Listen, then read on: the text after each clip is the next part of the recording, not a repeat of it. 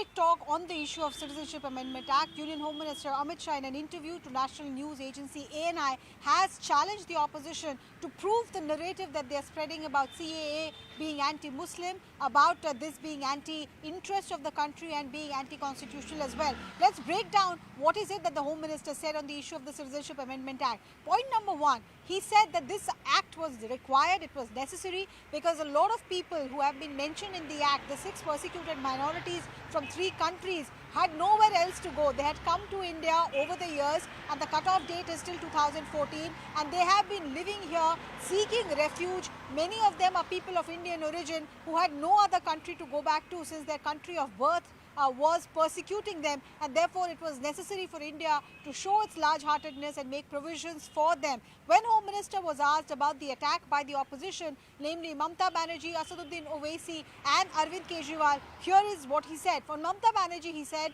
that Mamata Banerjee's brand of politics, where she cannot differentiate between somebody who's seeking refuge and an infiltrator on an issue of national security, is not something that suits the Chief Minister of a state. He says this is not something which is positive towards the nation's interest. He also said a political statement that very soon Bharatiya Janata Party will be in power in West Bengal and it will ensure that infiltration is stopped. Just like in Assam, it has come almost to 0. Against Asaduddin Owaisi, he said, how is Asaduddin Owaisi calling this act anti-Muslim?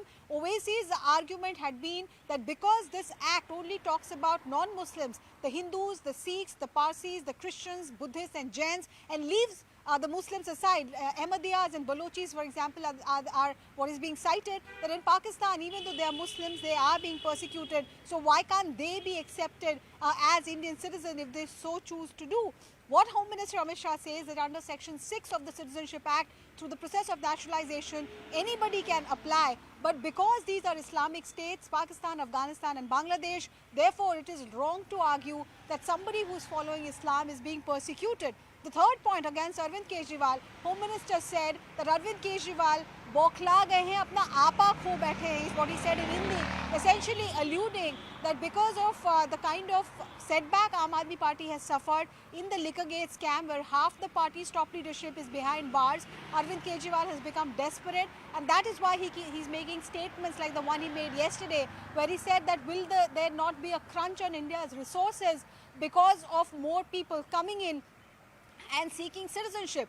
Then came the crucial question of NRC. When Home Minister was specifically asked if NRC would come next and should not some people in India worry if NRC is next on the agenda, he said, and his attention was also brought to his earlier statement where he had said famously, chronology samajhiye, pehle CAA, fir NPR, fir NRC. So what the Home Minister said, a very nuanced statement this time around, he said right now what is on the table is just the Citizenship Amendment Act. There is nothing around NRC, and CAA is not about taking away anyone's right. It is only about giving rights, legal rights to those who are persecuted, who are seeking refuge from India, and it should be seen only in that light.